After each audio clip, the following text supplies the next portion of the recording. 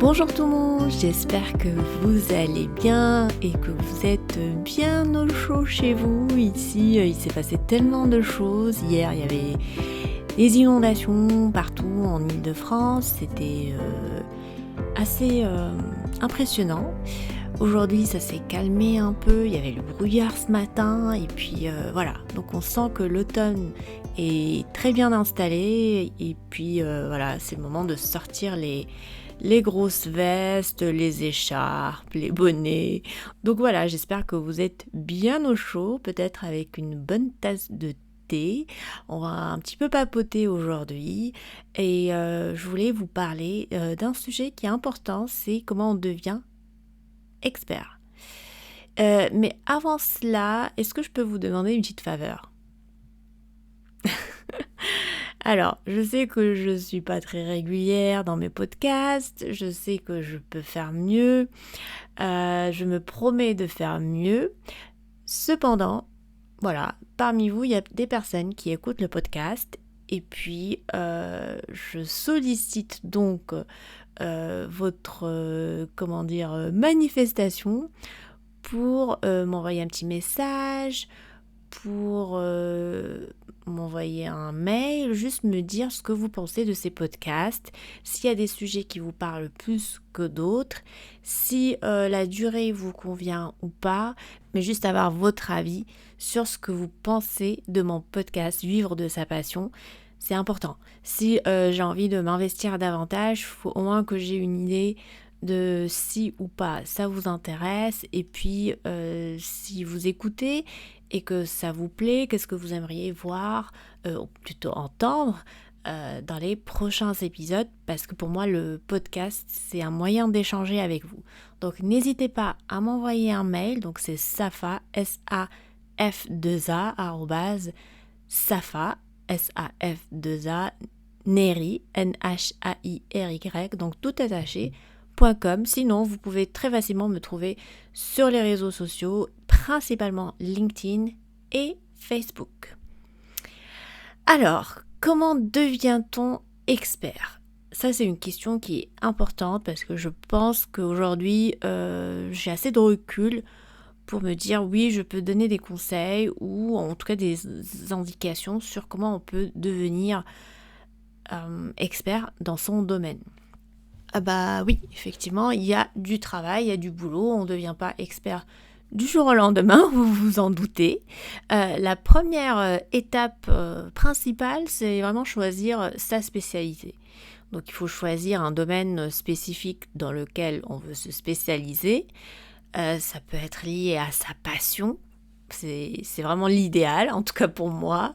Ça peut être lié à des études qu'on a entreprises, ça peut être lié à une opportunité professionnelle. Donc ça dépendra de chaque personne. Moi, je suis à fond dans s'investir dans une spécialité, dans un domaine dans lequel on est passionné. Parce que c'est ça qui va faire qu'on ne va pas sentir que c'est du travail, c'est voilà, je le fais juste pour l'argent. Mais en fait, il y aura toujours cette passion qui va vous animer à vouloir apprendre, à vouloir vous améliorer, mais aussi à exceller. Donc, première étape, choisir une spécialité ou une expertise bien définie. Bien entendu, après qu'on ait choisi cette spécialité-là, qu'on sait dans quel domaine on va s'investir, il faut acquérir des connaissances, il faut se former. Et donc aujourd'hui, on a le choix. On peut se former soit de façon, une formation académique, donc passer par l'université, une école spécialisée, ou ça peut être des certifications professionnelles. Donc il y a énormément de centres de formation qui sont disponibles. On peut également s'auto-former. Moi-même, j'ai mis en ligne un cours sur Udemy. C'était un cours en collaboration avec un autre enseignant.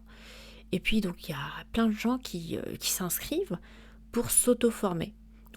Donc, il y a la formation académique, il y a les certifications professionnelles. Donc là, vous passez par des centres de formation. Et puis, il y a l'auto-formation également. Là, vous prenez des cours ou vous allez lire des livres, des articles, vous êtes au courant des dernières tendances, des dernières découvertes. Et ça peut aussi être se faire accompagner par un tuteur, un prof, ou un mentor, quelqu'un qui va vous transmettre ses connaissances. Alors, bien entendu, on n'est pas obligé de choisir juste une seule voie pour l'acquisition des connaissances. On peut faire tout ça. On peut avoir une formation académique, une certification professionnelle, continuer à s'auto-former. Ça, c'est vraiment l'idéal. Parce que là, à ce moment-là, vous avez une solide base. Mais pour commencer, faut commencer quelque part. On est d'accord. Donc, l'acquisition des connaissances, c'est un passage obligé. Alors, une fois qu'on a toutes ces compétences, et on a du savoir et son cerveau bouillonne d'informations, qu'est-ce qu'on fait avec tout ce savoir, toutes ces informations? C'est l'étape numéro 3, c'est la pratique. Il faut pratiquer parce que la pratique, la maîtrise plutôt, elle vient de la pratique. Donc il est souvent recommandé de suivre la règle des 10 000 heures, qui stipule qu'il faut environ 10 000 heures de pratique pour devenir un expert dans son domaine. Moi je me souviens quand j'ai commencé à enseigner, j'avais jamais enseigné, et puis plus j'enseignais, plus je voyais que ma façon de transmettre l'information, de gérer une classe, ça s'améliorait. Et ça c'est pas un secret, on le sait, c'est partout. J'ai mon gamin qui a commencé des cours de ping-pong en septembre, donc je pense que c'était mi-septembre, et je le voyais faire n'importe quoi, genre j'étais la maman qui n'était pas du tout supportrice de son fils, genre je me tenais le visage, je regardais ailleurs parce que je le voyais balancer la balle un peu n'importe comment, il visait pas la table, c'était du grand n'importe quoi, et il n'était pas le seul, donc il y avait plein d'autres débutants, mais comme la salle est divisée en plusieurs niveaux, donc on voyait vraiment les tout débutants, puis les débutants, les un peu plus confirmés, et puis les experts, on va dire, en ping-pong. Et ce qui est intéressant, c'est que là, on est à peine... aujourd'hui, c'est le 11 octobre. Je l'ai vu jouer avant-hier. Et avant-hier, je m'étais dit, c'est dingue.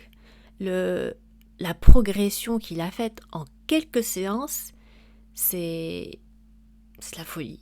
C'est de la folie. Donc, c'est vrai que les enfants, ce sont des éponges. Ils apprennent beaucoup plus vite. Mais aussi parce qu'il avait 3 heures de pratique par semaine. Donc ces 3 heures d'entraînement, ça aide à progresser. Donc il faut pratiquer. Plus on progresse, plus on s'améliore. Et donc la maîtrise vient de la pratique. On ne peut pas juste dire qu'on a les connaissances, savoir taper la balle de manière théorique. Mais il faut pouvoir le faire et pouvoir aller jusqu'au bout. Donc ça, c'est hyper important. On devient expert en pratiquant régulièrement. Donc quand on pratique régulièrement, qu'est-ce qui se passe ensuite? On accumule de l'expérience. On commence à avoir plus X nombre d'années d'expérience dans tel domaine. Donc ça, vous devenez une référence dans votre domaine. Et plus vous serez confronté à des situations un peu complexes, plus vous allez affiner vos compétences.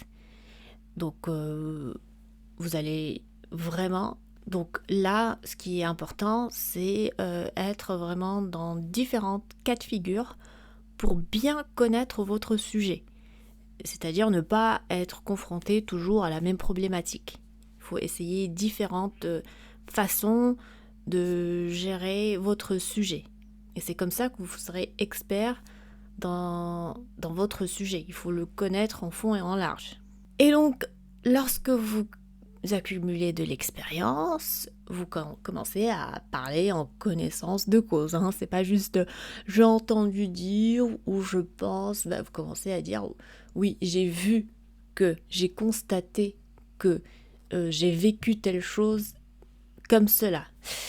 Et donc là, vous parlez à partir de votre expérience-là et vous êtes encore plus confiant, vous avez confiance en vous, vous êtes confiant par rapport à ce que vous dites. Vous dites des choses en connaissance de cause, ce qui fait que vous avez une certaine légitimité, une certaine crédibilité qui n'est pas donnée à tout le monde en fait. Tout le monde ne peut pas parler avec beaucoup d'assurance sur un sujet donné. Il faut l'avoir vraiment vécu, il faut l'avoir pratiqué régulièrement et longtemps.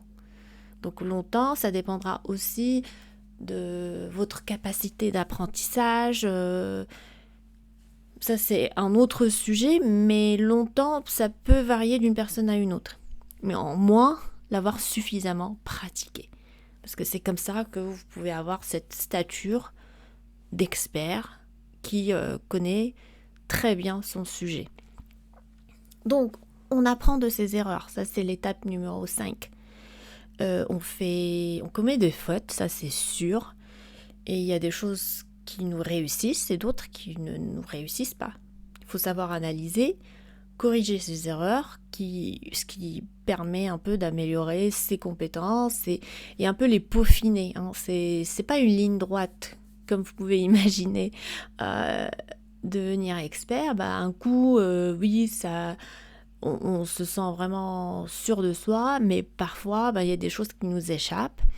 Et c'est là où il faut pouvoir avoir cet esprit d'analyse et de critique de soi pour pouvoir s'améliorer, améliorer ses compétences et se dire « Ah oui, peut-être j'ai besoin de me former davantage dans tel sujet où j'ai besoin de conseils, où j'ai besoin d'être accompagné. » Parce que oui, même les meilleurs, ils se font accompagner. Donc il faut surtout pas avoir de tabou par rapport à cela. Hein. On a les champions du monde dans diverses disciplines sportives qui se font accompagner par des coachs. Donc, si vous prétendez au statut d'expert, il n'est pas tabou de vous faire accompagner aussi par d'autres experts ou des mentors. Donc, en gros, vous prenez le temps d'analyser, de corriger votre situation, de voir où est-ce que vous pouvez davantage améliorer votre stature d'expert et puis d'acquérir plus de connaissances, de compétences, d'expérience et vraiment apporter une valeur ajoutée aux personnes que vous accompagnez. Ce qui revient au 6e point, c'est vraiment d'échanger avec d'autres experts. C'est intéressant de rejoindre des groupes de discussion, des conférences, des séminaires.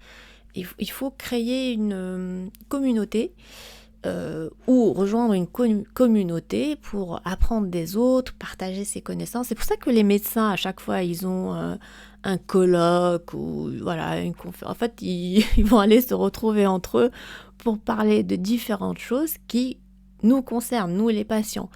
Et en même temps, c'est là où ils voient que, oui, peut-être ils doivent se faire former sur tel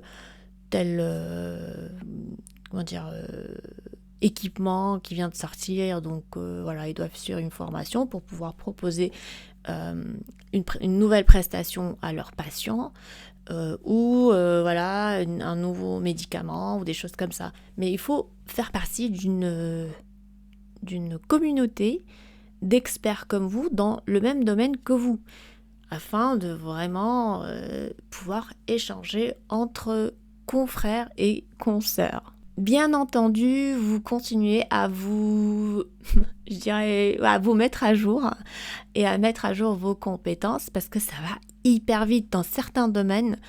C'est de la folie, hein, parce que moi, j'ai commencé la communication en 2004.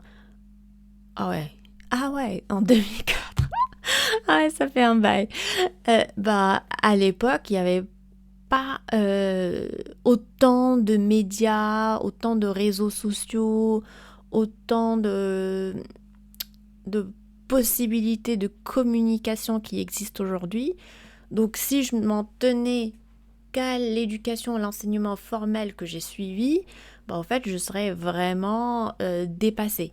Et donc, c'est important d'actualiser ses compétences. Bien entendu, j'ai dû prendre des cours, des formations pour rester à jour, sans forcément rechercher le diplôme. D'ailleurs, j'ai jamais recherché le diplôme, mais juste pour être à jour et pour pouvoir suivre un peu l'évolution des nouvelles technologies, des tendances, des recherches dans mon domaine qui est la communication et le marketing. Et dans ce domaine-là, ça change constamment.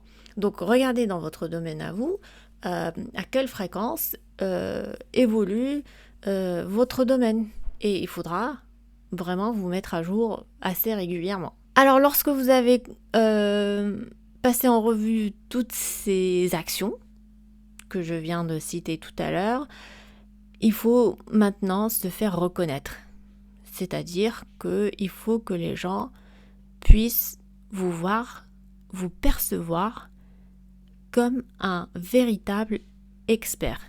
Donc à cet effet, faut bien entendu créer des comptes sur, je dirais principalement LinkedIn, mais pourquoi pas d'autres réseaux sociaux, Twitter, enfin pas Twitter, voilà, je suis dépassée, Twitter, X ou LinkedIn pour mettre en avant votre expertise, votre expérience et puis publier des articles, des blogs, pourquoi pas donner votre avis sur d'autres posts.